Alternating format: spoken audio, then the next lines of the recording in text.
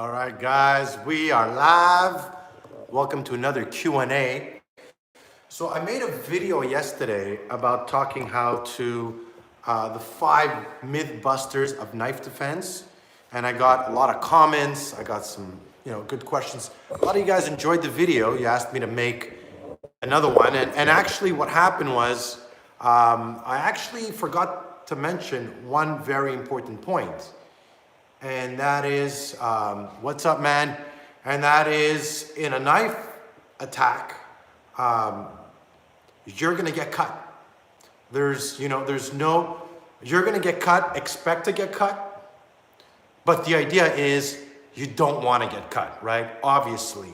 The idea as well that you're gonna have a perfect 100% knife defense success without, taking not even a slice, chances are slim to none. Now, even as a self-defense instructor, I've done this for close to 20 years.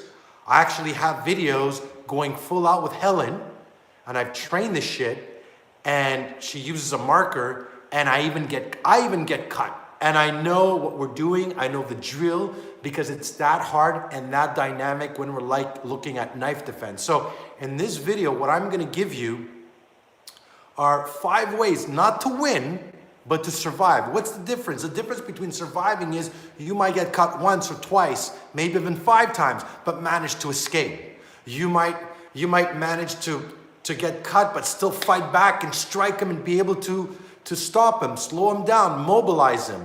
That's the difference between winning a fight and surviving a fight. The surviving fight, basically what I teach is how to get you from point A to point B, basically how to get from when the attack happens and how to get you back home. That's what it is, right? That's what I'm teaching, right? Because there's no full self-defense foolproof, okay? So let's break it down. First, like I said, it's the other thing, right? So let's say you see the attacker might have a weapon. Maybe his knife is already out, or you've seen it from far.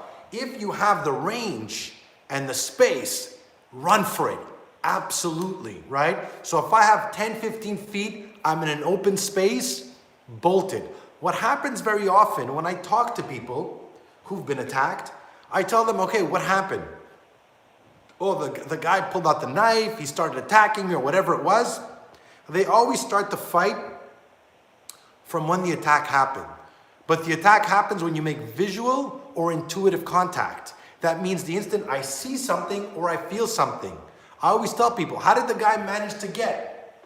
Right, if I have a knife here, right, and you're here, how do I manage to get from here to pulling out the knife to being right in close range, right? So there's a big part of awareness there. So the fight doesn't start when the knife is already out or when the person's attacking you. The fight starts way before that, and that goes for any of them, okay? That goes for any type of videos that I make and that I talk about. Sorry guys, I'm just having a little bit of a hard time with the camera, right? So, let me just move this a little bit. I don't know. Okay, so if you have the space, run. So let's say I don't have the space to run. What's the second way I could survive? Improvised weapon. Anything I have around me. You have 3 types of improvised weapons. You have projectile, what you can throw, bottle of water, coffee, bag, keys, just start throwing shit. Second type of improvised weapon you have is whatever I can hold to use as range, whether it's a jacket, a shirt, to throw it in his face, an umbrella, school bag, whatever you can to create distance and opportunity again for you to escape, right? The third one is a static improvised weapon, which would mean me being able to go around the car, around the bench, anything to create distance between me and my attacker. So that's 2. 3, if I'm in a close quarter environment, meaning, let me flip the camera over because I really don't have it that way. Oh shit. Back device down. All right, guys, sorry about that. Sorry about that, guys, because I kind of screwed it up. So, the second one is understanding the concept and principles of knife defense in close quarter range. Now, again, I've pressure tested this, meaning if I'm 4 feet, I'm in close range, I'm in an elevator, a staircase, I'm in a position where I'm trapped or cornered, I have to trap the knife. I don't have a choice. Whether the guy's big or small, trapping the knife in close quarter, I could only parry the knife this so long before I get stabbed, right? There's only so many parrying I could do, especially in close quarter. I have to bridge that gap and I have to trap the knife. If I'm in, again, 2 to 4 feet. If I'm 4 to 6 feet, depending on your height, I'll use my legs to try to keep him back from coming in, right? So I can, if I'm in close, I'm gonna trap. If I'm outside range, I'll use my legs to keep him back. If I'm in middle range, I can use my legs, trap, and legs, parry, and trap. And the last thing is using my legs, my parry, and my trapping and coming in. Those are pretty much my choices of what I could do. Again, we're looking at survival against knife defense. The idea for you is not to sit there and try to like square off with him. Again, if you don't have a choice, like if it's a home invasion or something like that where you have to sit and you have to fight him, then you got to do it. But the idea for you, if you're not a trained fighter, you haven't done this many times, and even then it's deadly, again, you're looking at, again, evade and escape. Great example is, you know, for the people, I got a couple of trolls telling me I'm fake, I'm bullshit, I'm gonna get people killed. I got a guy that basically was attacked outside he was attacked at an event, and he told me, thank God I watched your videos, it saved my life. I picked up the chair, I started swinging the chair, the knife hit his hand, he dropped the knife, and because of those few seconds, because he saw the video and he was able to use his chair, it saved his life. So sometimes it's the little things that are gonna make the big difference, guys, okay? So if I have 15, 20 feet in open space, run. If I'm in close quarter, if I was attacked in that staircase, I'd have to trap because I'm in close. So 2 to 4 feet, you gotta trap. Pin it to my body, pin it to his body, and you gotta hit as fast as possible. If I have the space, I'm gonna use my legs, parry and kick him back. Again, I'm making noise. Maybe I'm gonna deter him, slow him down to continue his attack. My third option is to parry, use my legs, and strike. The fourth one is legs, parrying, striking, coming in, and pinning that knife. Those are what you need to do in terms of your training when you're doing knife defense. You need to experience, right? Your environment will dictate many times what you will able to do and not do. Once you understand the concepts of, oh, I'm in close quarter, therefore in close quarter, I need to trap the knife. Well, if you're attacked in your car, you're not going to sit there parrying. You're going to trap the knife because you know that this is the better way or the best chance of you taking less or minimum, and if you're lucky, no strikes. Now, here's the most important part of knife defense before I close this. Right? I worked in clubs. I saw people get stabbed. Most fights, again, happen in close quarter range. What you need to do when you're training, you need to focus and learn to train. Your knife videos is real deal. No, thank you, Josh.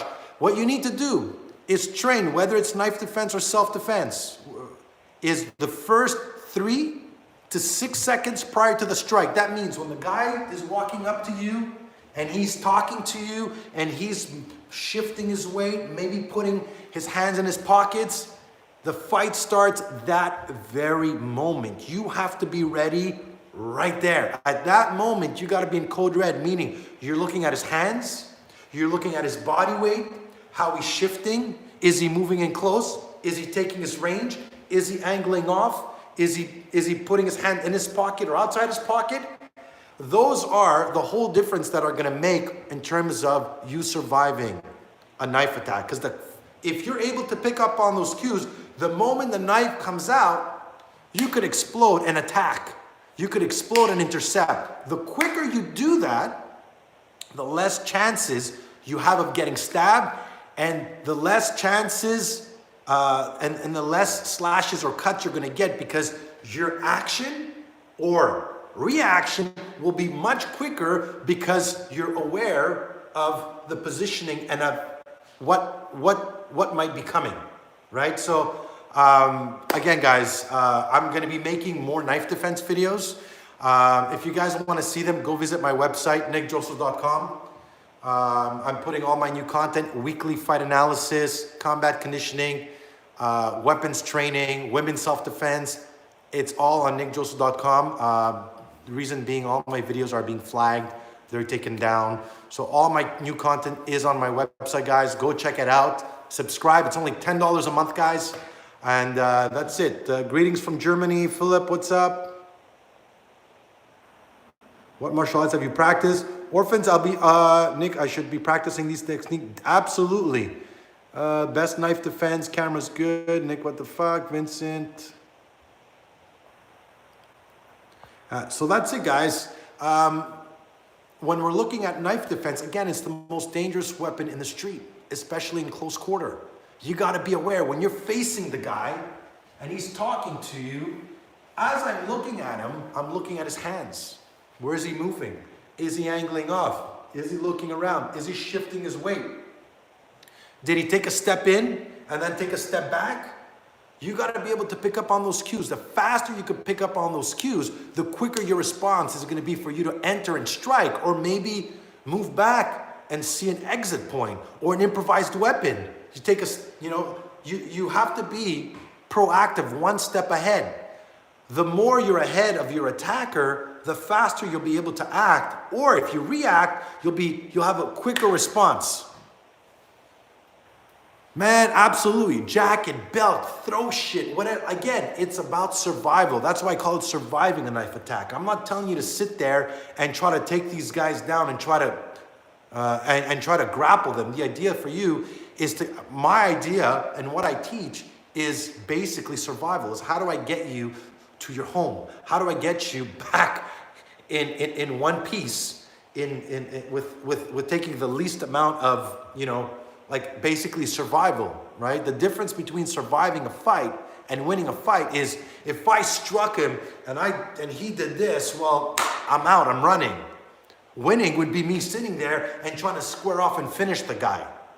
Not everybody's trained for that, and not everybody wants to do that. At the end, I want to give you the best information to keep you and your loved ones and the people that you will need to protect safe. That's it, and that's all. Under any means. I don't care if you gotta, pull his hair, eye gouge him, bite him in the face, smash his head on the floor. Whatever you need to do to survive and get you home in one piece, that's what I'm there for. So guys, I hope you enjoyed the video.